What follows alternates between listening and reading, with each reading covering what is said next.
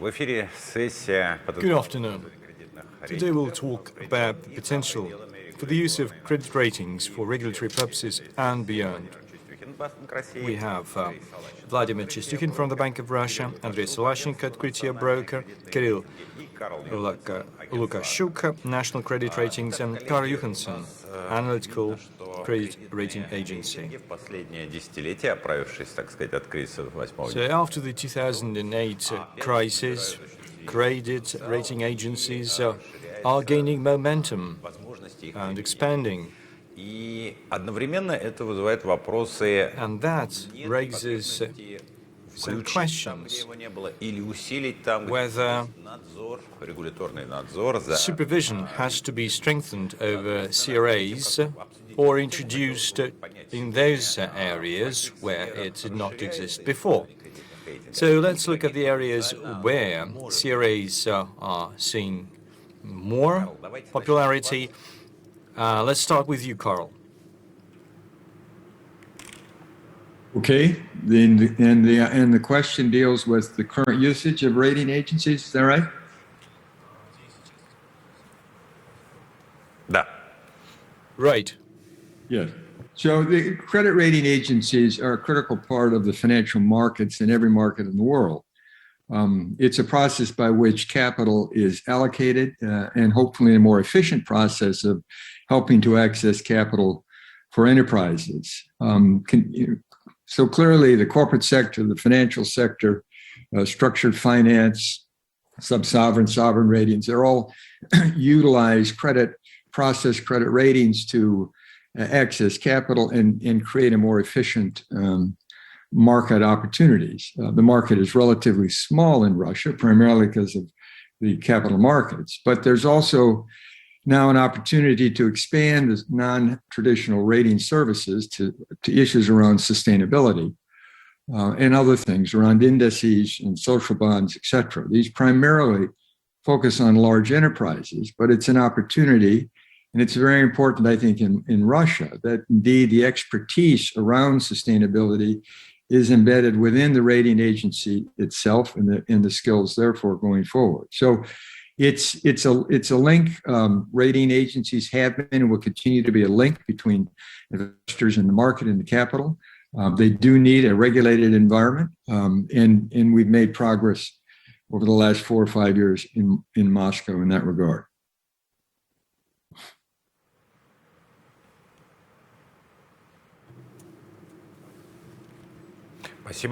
Thank you. Andrei, can you comment on this? Right. So as a representative of the market, it's hard to say that Karl is wrong. No, Karl is absolutely right in the way CRAs are used. So let's look at the recent developments. We're seeing new areas where we use ratings. Well, we are aware of the classical ones. This is financial resilience of institutions, credit or non-credit. But these are obvious stories. But what we're seeing right now is that CRAs are used in other areas too. We have a new law that help us to provide new instruments which could be accessed by unqualified investors. So unqualified investors could use ratings as markers. Well, these should not be the only markers, but that opens up new opportunities.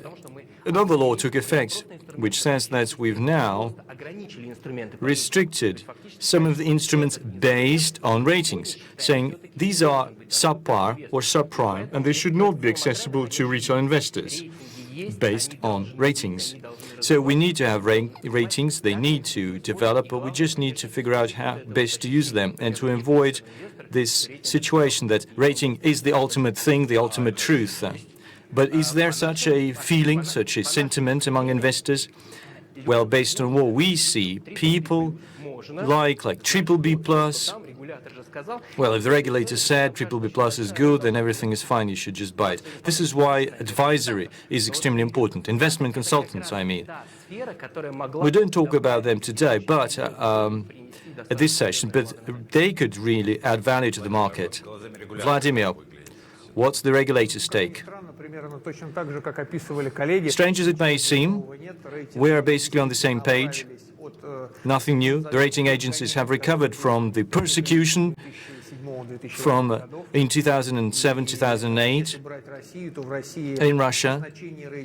The value of ratings and the number of CRAs is gaining ground. It's not explosive growth, but CRAs are now becoming centrally important to assessing solvency for the retail investors. Individuals do not have their own skills, do not have their own risk management models. They need some clear, plain vanilla rules and indicators, and ratings, credit ratings, are such indicators.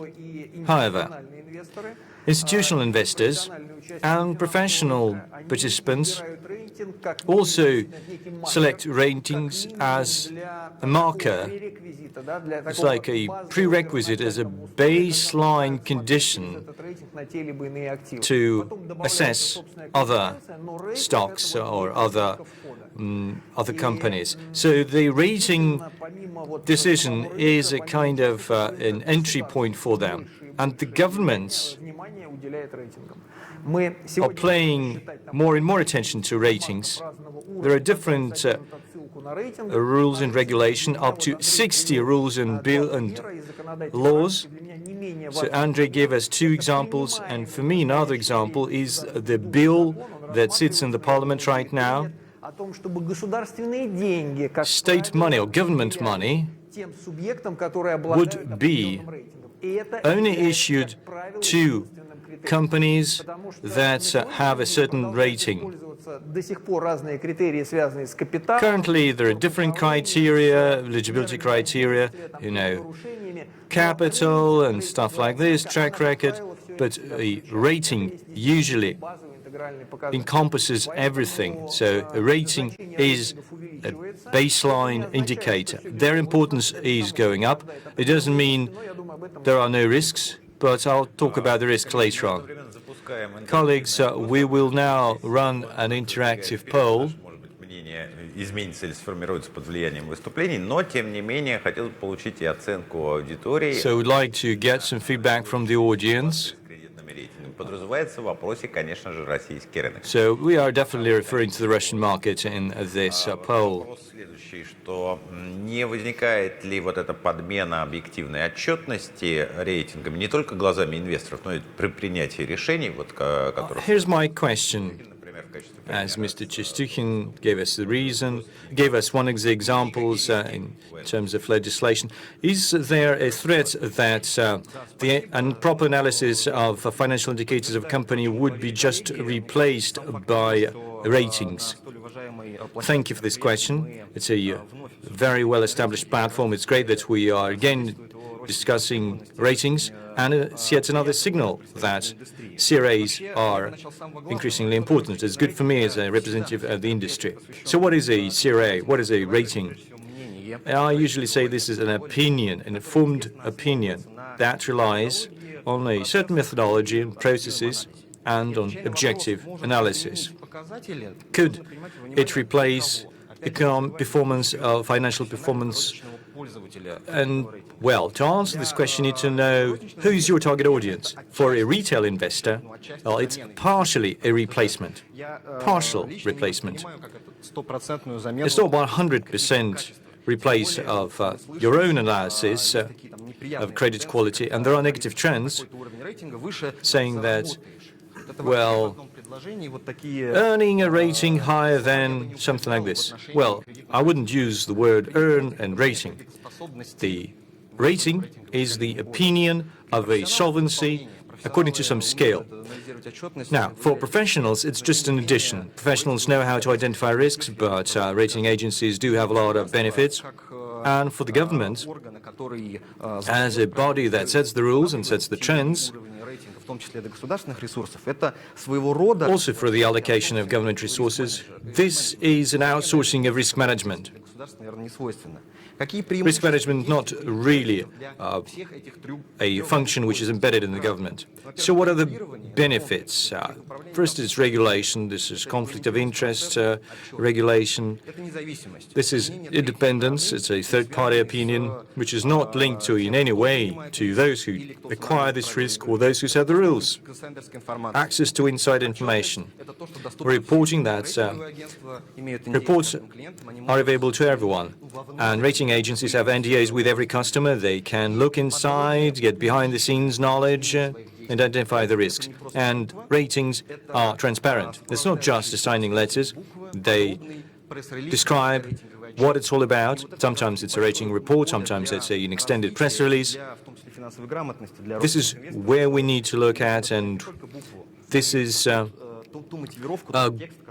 good space for individual investors. They should not just look at the letter, but they should look at the commentary behind this letter. Not just the letter, but also the context. Yes, thank you. Well, we have the regulator's representative, and we're thinking the same way. We're on the same page. That's really good. I agree with almost everything that Kirill said, but the first of all, so for example, you read a report of the National Commission after 2008. Then definitely you would think that a rating cannot replace your own research. So the report, all the reports in the US and the EU said in capital letters, you can not only rely on ratings, but if you're an individual investor, they don't have the skills to do their own assessment. Let's have no illusions. Make no mistake about it. So I wouldn't use the word replace. We just have different groups of investors, different tasks, and different users. If it's a non-pro, then it becomes key. I wouldn't use the word replace, but it becomes critical. If we're talking about pros, there's a different story.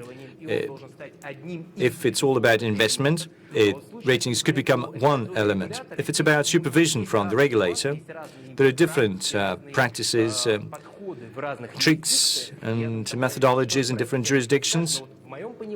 As I see it, and I hope we'll talk about how we can develop, how we can go beyond what we have today in terms of ratings. But here's what I can say right now. To assess the resilience of banks or other financial institutions, you can rely on ratings, but also on some advanced in-house techniques or methodologies that could add value. And perhaps it would add value, it would be beneficial. If we just say, okay, if this has a certain rating and then you can go the whole hog and then we'll have 45 ratings by Moody's. These were AAA ratings by Moody's. So it was good that this was stimulated by Basel, but it doesn't mean that these are transparent, honest ratings. So, bad models could also be in place, and we need to focus on them too. Well, Basel is more skeptical of credit ratings right now. The 2008-2009 crisis was called basically the crisis of ratings, and there was a G20 decision that cooled down the rating industry, saying that risk management should not be centered around ratings. Well,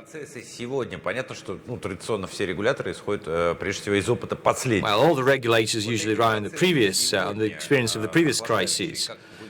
What about the trend today? Is it still cooling down? Is the industry still cooling down? That's a question to you, Carl. Yeah, it's whether it's cooling down or broadening, as indicated by one of the other participants. Credit rating process is one of the elements in looking at risk and managing risk, regardless of what kind of investor you are. I do think that a number of lessons were learned in the crisis in 2008, 2009, and maybe you could put up my second PowerPoint, which is the framework, at least in an interesting process in Europe, which is requiring credit ratings to calculate capital requirements. We do not do that in Russia. However, some of the elements around that are very important. And so I think the disclosure, the transparency, the focus on improving methodologies is very important. And on that point, I think that's still a developing area within the Russian market. It's relatively new and young, is the methodologies that need to be looked at and the process and the application of those methodologies. And therefore, the elements of objectivity and independence and transparency and disclosure are very important in the ability to be able to use the ratings appropriately and to be able to make comparisons. So I do think we've learned. I do think there is a broadening of risk processes. It's not just on the credit rating agencies themselves. I think the agencies globally have improved their processes, but again, it's looking on methodology. If you look at Russia and the regulated environment, it's a little bit more regulated than either Europe or the US. And it's been a good process in terms of the development of methodologies. But I think we need to continue to focus on the application of methodologies and how they're used in the market, in which sector, et cetera. And that needs to have continuing conversations with the regulators.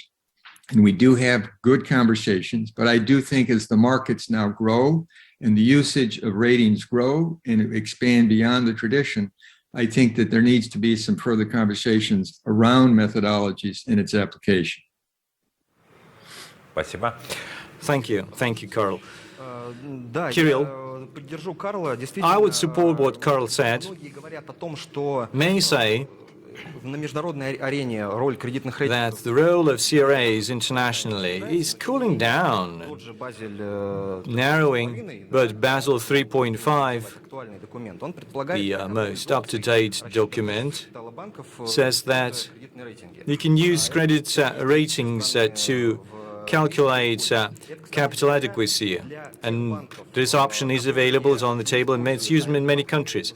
Those who don't use R&B approach, we know it will be the key instrument for systemically important banks, and I believe this is absolutely appropriate. As I researched in the past, I believe this is a very reasonable solution. But for those credit institutions that are not mandated to use R&B, maybe we could rely on credit ratings for this, provided that the Basel Committee allows this. But you need to study the pros and cons. As I said, the credit rating is an additional tool for analysis, including for professionals. Now, if we go back to the Russian market, there's a lot of potential in improving market discipline, and I'll explain how. Now, I have some experience in working at international rating agencies. It was a very good practice to have dialogue between institutional investors and rating specialists, because investment ratings are embedded in the investment mandates of those investment funds. It doesn't mean that rating specialists disclose any secret insider information. No, it's just about extended dialogue about what stands behind that platter, behind the particular rating. So this practice has not yet been applied on the Russian soil, but I think that's a very good way forward. It's a kind of dialogue that could become a really good practice and it could apply not just to some particular companies, but also to the methodology overall. Carl, another question to you. What are the mandatory options of the use of ratings in different markets? Could we copy anything here in Russia? Maybe any technology that could be applied here in Russia? So yeah, we can always learn from other markets. The markets in Russia are not as large as some other places. The mandatory requirements or ratings are also a use that a regulator can use in different settings to manage risk, whether, as indicated, the capital requirement issues of Basel.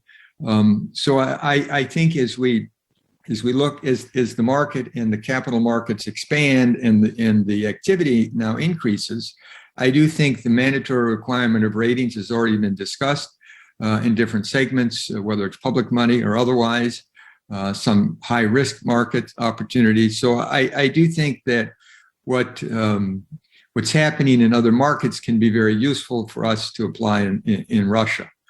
We have the opportunity to learn from some of the other mistakes or issues, but I also think it's anticipating where the future risks are, and much has to do around sustainability of companies, not so much in the sense of green bonds, but as the markets change and the companies and the characters of the companies change, I think there are opportunities and discussions with the regulators as to require mandatory ratings on different segments and different issuance and different capital market transactions. So it can be a tool as long as there is some flexibility in terms of how we apply that.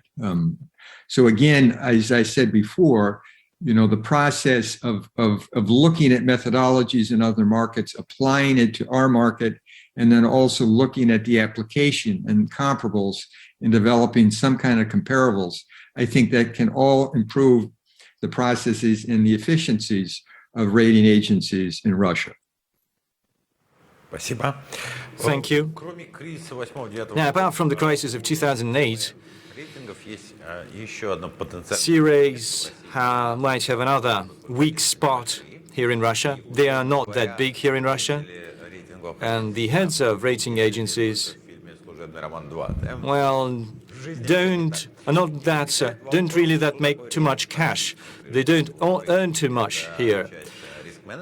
So what is a CRA? Is it part of risk management, or is it just a sales tool, a marketing tool? Because about a decade ago, we would have conflict situations when the issuer would say, I would only give you this amount of information and no more. Sometimes there would be a situation when credit agencies would be pressurized by the companies, and there would also competition between rating agencies who would give a higher rating, who would add a plus. So is it still a ticking bomb? Is it still an issue? Particularly if we imagine that rating would become more important for decision-making. Now, let me comment as a representative of the rating agents. There is a so-called 3R principles. 3R set of principles. This is regulation, reputation, and self-development. 3 R's in Russian. So that is a pillar for me that could help avoid moral hazards and other conflicts. So what is the competition between rating agencies? This is competition between opinions. These are opinions which are shaped according to some transparent rules and methodologies that work according to some policies and procedures. And reputation of a rating agency is critical here. If you cross one of these red lines, if you do it several times, the market would notice that. And professional market participants would notice that very soon. It might happen someday. And overnight, this credit rating agency would lose its entire client base. If it doesn't have credibility, it won't be solvent, it won't attract new customers. So these 3 red lines are extremely important. And 5 to 6 years ago, the industry was reset, new regulation was introduced, and there's been a lot of changes. And the Russian rating market today is a completely new dimension in terms of quality, reputation, in terms of level of regulation, the quality of this regulation. Thank you. Reputation is indeed something that we need to remember. It is like revoking a license from a banker, and then you probably meet that banker in somewhere in Israel, and he is still alive and prospering. But the market saw everything until a point in time when the regulator made a decision. So in terms of this importance, we need to be sold a model. We need to understand the model. Do we have any questions about the rating models at all? Do we see some evolvement of those models? Or are we talking about the same mathematical algorithms that we used to have back some time? I do have something to say about models, but I would not go too much into those models. But I have an observation to make, which I think is quite essential and quite simple. I would call it a black box. What concerns me and what I would like to do and see to remove such concerns. Without any specific names and examples, let me recall a conclusion made by the European rating agencies once upon a time, and that many would not do that, but others really need to have a capacity to reproduce what the rating agencies can do. So there should not be any black boxes, assumptions, anything that can be used by people emotionally. Really, you need to understand that you have two professionals talking to each other, and the professionals should understand that they do not really grasp the methodology, not because they do not understand what that methodology is about, but because they don't have enough information to inform that. In English, they're talking about a reproduction of such models, and I really would like for us to live in such a context. And I do hope that the regulator and the rating agencies think alike. If this is the outcome of such interaction, then it would be good. So this rating model is not a thing in itself, but rather is some science, quite complex, but there are also people who would like to go deep into the science, and we need to give them a chance to do that. We need to understand the assumptions, the level of assumptions, and reasoning, and the transparency that we require.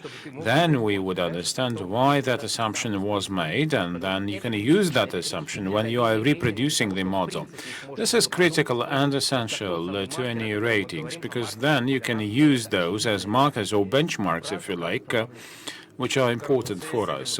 Carl, my question is for you, like a point of clarification, perhaps based on your experience. When I graduated from my high school, I liked the non-organic chemistry with the periodic tables of elements containing 105 elements. Now, I recently checked that table. It contains many more there.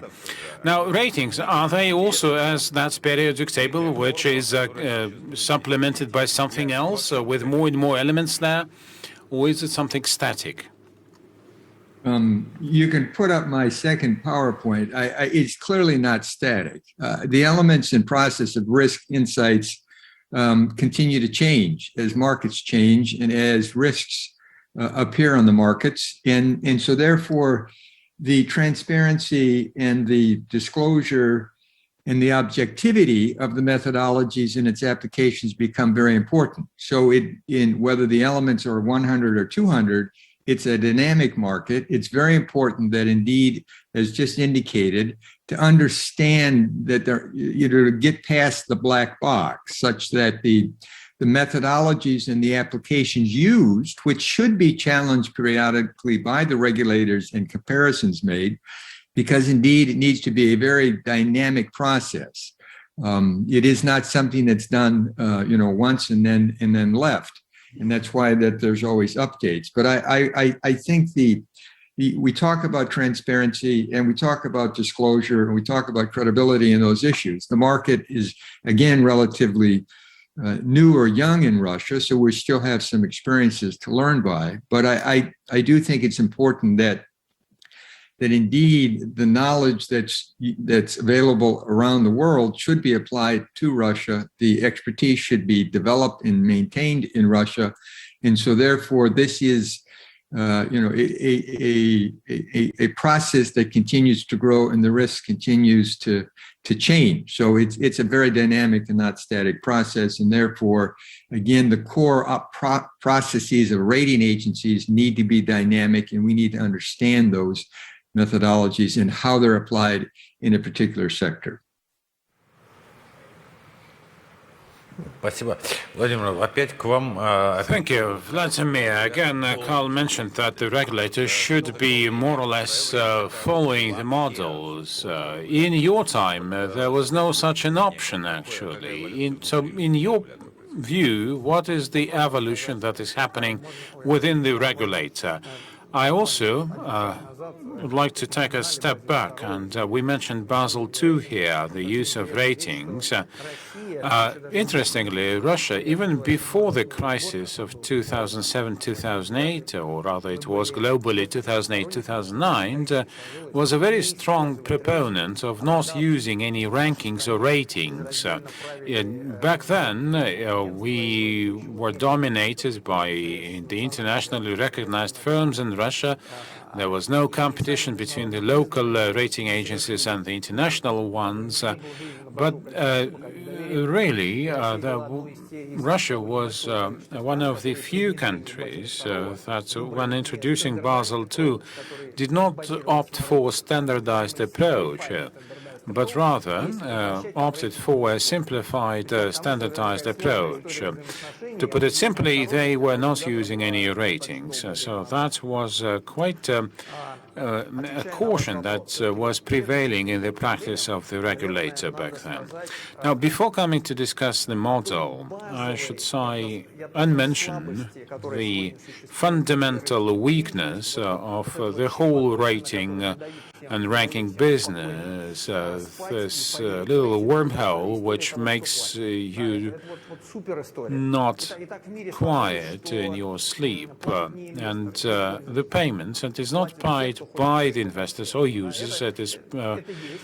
This is being financed by those who would like to use the ratings. But this would always call a question, and coming back to your question, because it is important for the model, whether we have a story of influence and impact on the ratings, whether you can go up or down with your rating, or whether you can sell, whether the rating agency really is focused on selling its products. I think that market and society will tolerate this for a long time.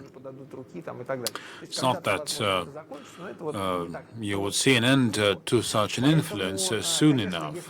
So, of course, if we are able to find a solution, to find a recipe to that, then the confidence and trust to the rating industry would increase. Again, this is a weak point when we're talking about models, quite obviously. And I fully agree with Carl here that in terms of maturity, our market is very young, and this means that we don't have a good long time series, and we don't have a very good quality of data. We do not have this really drive behind ratings which would support the activity there. And unfortunately, the way we actually took account of the available data was not really proper or ideal.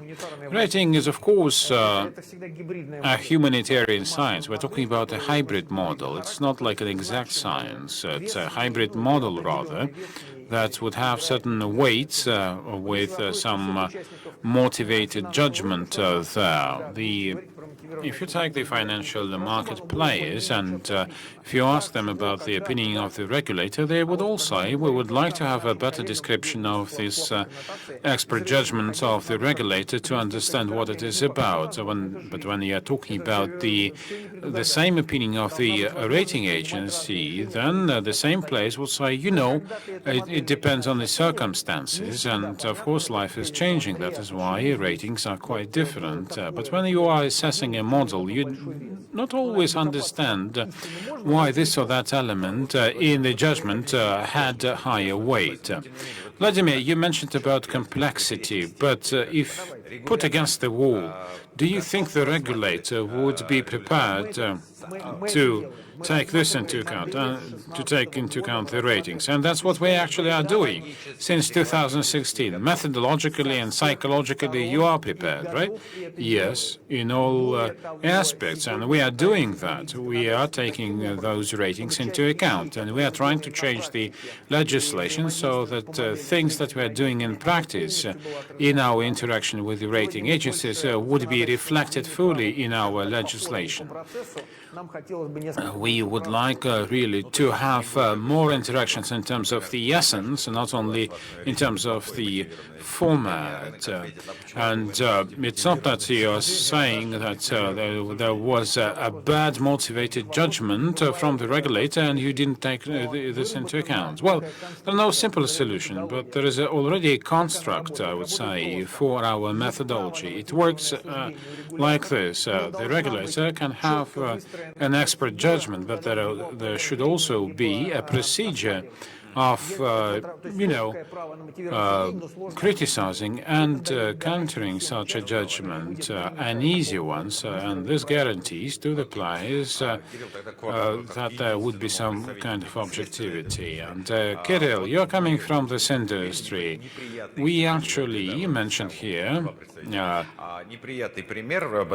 an unpleasant example of the liability of bankers all the way up to the criminal liability. Now, what kind of liability or responsibility are you carrying in relation to investors? And I'm talking more and recalling more about the situations that we had back in 2009. If I can take a step back and really support the intention of the regulator to make some changes into Federal Law 222 in terms of the application and use of the rating methodologies and judgments. It would remove many of the gray zones that are beyond regulation and would provide for the level playing field in terms of the methodology, etc. And we do have such an experience in other countries. For example, take the European regulation of rating agencies. When they use the ratings, ESMA is publishing a broad report on the results of analysis of statistics, performance, methodologies of the rating agencies. And this is the work, in essence, that hopefully would be transplanted from Europe into Russia. And this would really have a qualitative impact on the operations of the rating agencies here in Russia.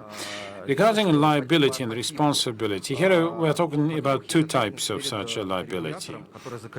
One is in relation to the regulator, which is fixed in various laws and bylaws, and the situation is quite simple there. If a rating agency is not compliant with the laws and bylaws, then that agency is excluded from the register of rating agencies, and this means the end of business to such an agency. This is already regulated by law, so that regulation is in place. Now, regarding the liability to investors, there we're talking about a longer path.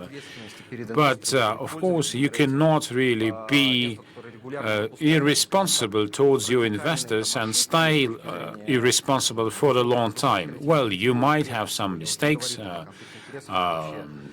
things like that. I'm not talking about any conflicts of interest or anything or any defaults, but some, of course, mistakes are possible. Otherwise, of course, the rating agency is responsible with its own reputation to investors. So both things, I think, are actually already a fact of life. We are receiving some questions. How do you use rating agencies and ratings when you do not have this fixed as a part of regulation with the following questions? And the question is whether rating agencies can be integrated into the system of verification of ESG investments. Maybe I should come up with a couple of comments on that. This ESG track, environment, social responsibility and governance, now today, when rating agencies are attaching a rating to an entity, they are already looking at the quality of governance. If some environmental issues may affect performance of that entity, they also take this into account. So maybe they are looking at social aspects and reputation when really coming up with assessments. So there are no really obstacles to introduce ESG principles into the rating business.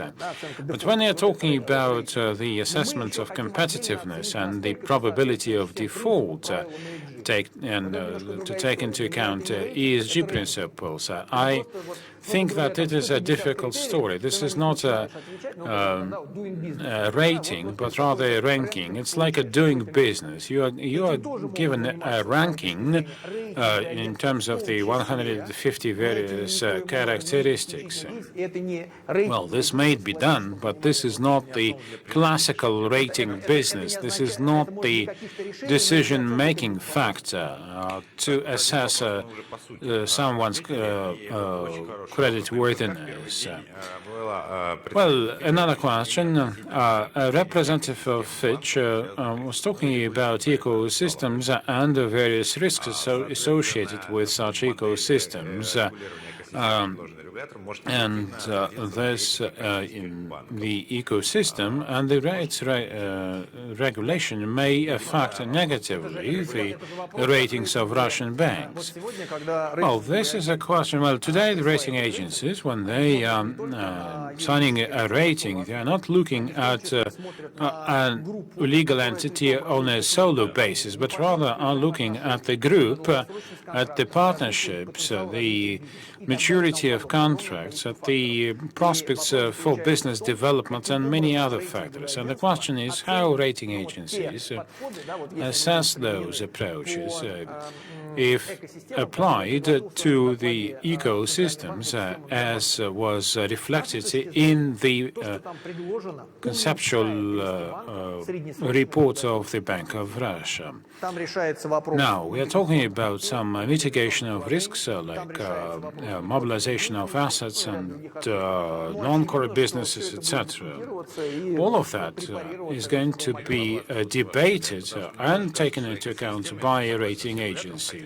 I agree with the regulator that an ecosystem is also a chance for capital to go from one part, which is regulated, to another part of the business of that ecosystem, which is not regulated. Maybe I should provide some thoughts about the way our rating agencies approach banks. Rating agencies actually like a tighter regulation because usually this means higher sustainability and capital adequacy, etc., etc. So, for the longer term, of course, this would mean that the creditworthiness of an institution would be better. And we, of course, are taking our entities that we would like to provide a rating, not on a solo business. We always take into account the partners and the whole group for that. And this is reflected in our models as well. would there be a risk that, for example, you are summoned by an financial institution and you say, can we take a look at another part of your business? And they would say, no, we cannot let you go there. This is beyond our core business.